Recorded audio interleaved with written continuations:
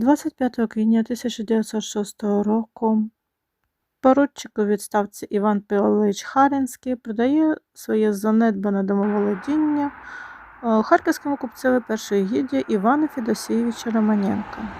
Інтерес до покупки тут дворового місця і будівництва житлового будинку у Івана Романенка був не випадковим. Справа у тому, що він купив кондитерську фабрику купця Дмитра Константиновича Крамського, яка розташовувалася на Конторській, 29, це навпроти.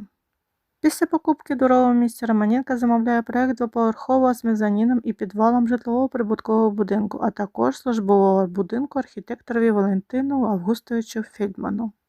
Будівництво закінчилося в жовтні 1908 року.